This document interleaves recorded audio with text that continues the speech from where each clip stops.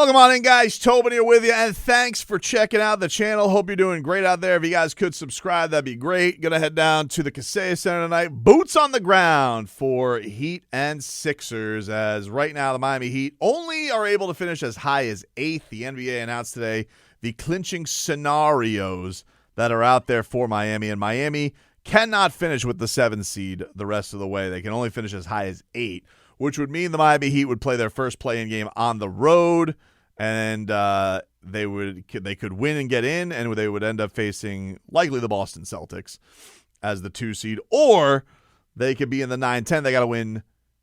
They could finish 8, lose that game, and then they face the winner of 9-10, and then they just have to win that game to get in, and they would end up facing the 8. Or they play the 9-10, they win, then they play the loser of 7-8, and then they would be in as the 8 seed to take on likely the Cleveland Cavaliers. But 7 hosting a play-in game to only win that game and then get into the playoffs seems to be out for the Miami Heat. 8, not out of the realm of possibility. Right now, as we sit here going into tonight, the Miami Heat are 35-43. They are taking on the Sixers tonight. Bam Adebayo's questionable, back spasms. Tyler Hero's questionable. Andrew Wiggins questionable. Nikola Jovic, of course, dealing with his stuff. Miami's very banged up going into this one. Now, would assume that means a big game for Jaime Jaquez. He's going to get a big opportunity tonight. Maybe we see one of the G Leaguers get a chance to step up in a situation like this. Or Terry Rozier steps into the fold, and then maybe Spo gives Terry and gives Jaime an opportunity to show a little bit of what they did against Washington. Philadelphia is obviously trying to tank this puppy and see if they can snoop their way into a top 6 spot, keep their pick, and maybe even get in the game for Cooper Flagg, which if there's a franchise that has ever deserved a generational star less than the Philadelphia 76ers, I haven't met it. But this is where we're at right now. For the Heat, they got to finish ahead of the Chicago Bulls. They don't have the tiebreak over them. Chicago is in a situation where tomorrow they are in Cleveland. So, I would say Cleveland probably wants to wrap up that 1 seed for sure. And I would say, even though Cleveland hasn't been as much of a juggernaut recently, this is one of those where you obviously got to favor Cleveland going into that game.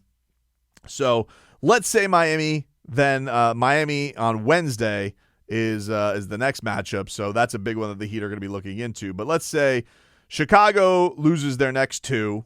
That would put them at 44 losses, and they win their next 2 because they got Washington and Philadelphia after that. Now, it's not a guarantee, obviously, but that's where they're at. Miami would then need to run the table. They would need to win all 4 games. Now, Miami's got Philly, Chicago, New Orleans, Washington. All 4 very winnable games, even though Chicago has given them fits this season. And then tonight, they could be in this game. They got no Bam, they got no Tyler. Now, maybe Miami's in the scenario where we got to win 2, we got to win 2. We don't care if it's 2 road games, 1 home game, 1 road game. And maybe Miami just wants to get all their guys right. Andrew Wiggins spoke to the media recently, and he says that he believes he'll be back in the next couple of games. We'll get an answer about that today. I would imagine sometime around 6 o'clock when, probably like around 6:10 when they get the media update before Spo speaks.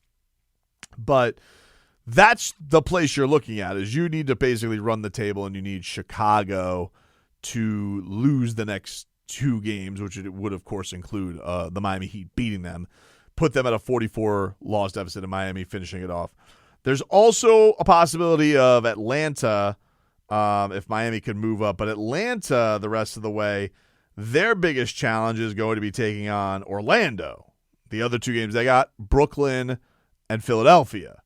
So you got those 2 Orlando games. Orlando's had a lot of rest, so I'd imagine tomorrow night they should get the jump on the Hawks. But then, you got to put yourself in a place where the Hawks finish in a place where they're tied with Miami, I believe. This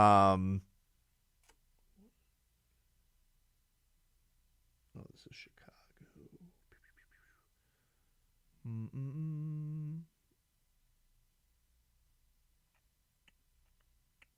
So that's the other one where you gotta look at to see where things are at with this one. But yeah, Miami's injury status is definitely an interesting one going into this, specifically with Bam and Tyler.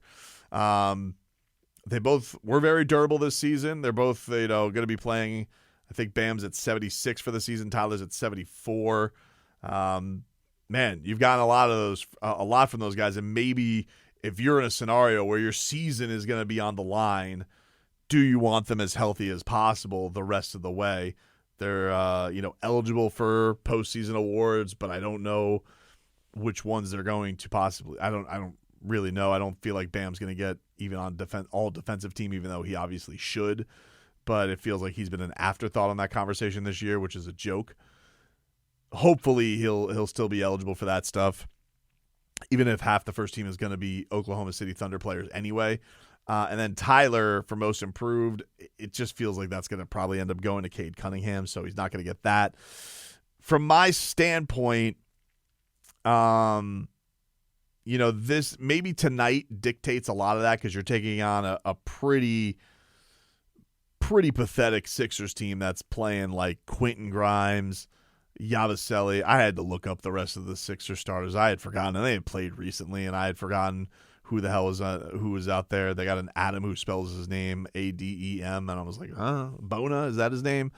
I know they got Hurricanes legend Lonnie Walker, but man, I think this is going to be an interesting last week here for Miami, because we were sitting in a place a couple games ago. Hey, could Miami run the table?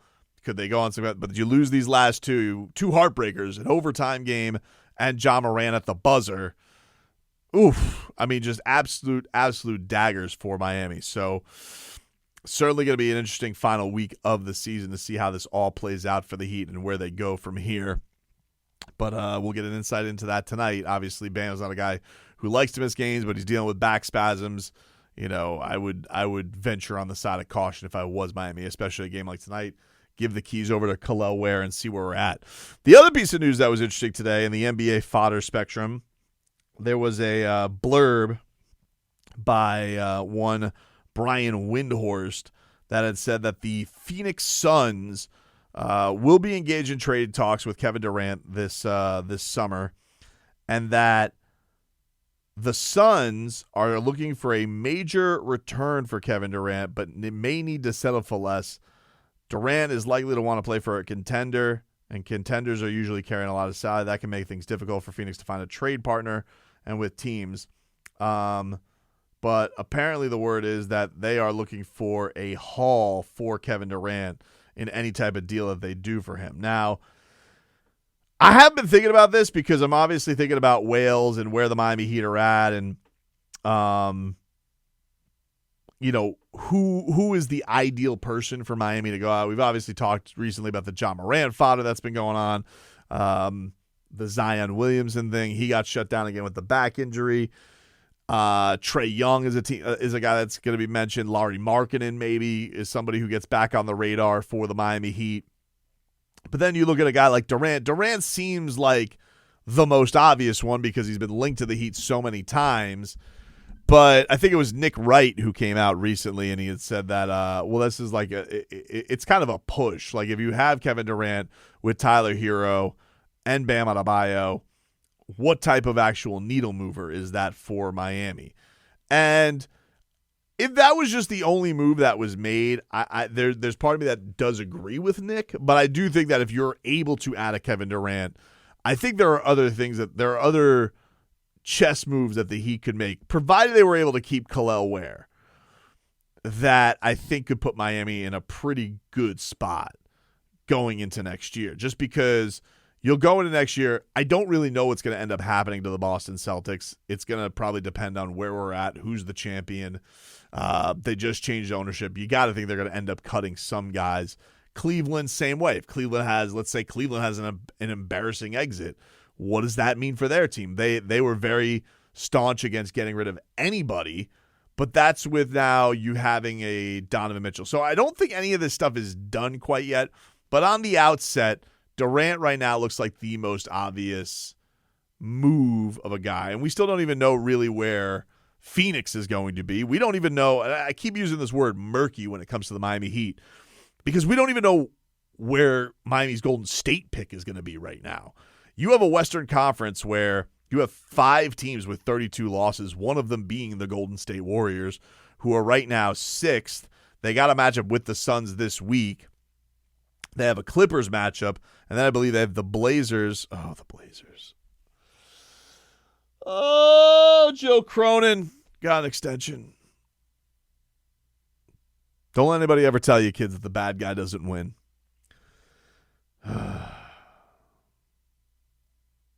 Anyway.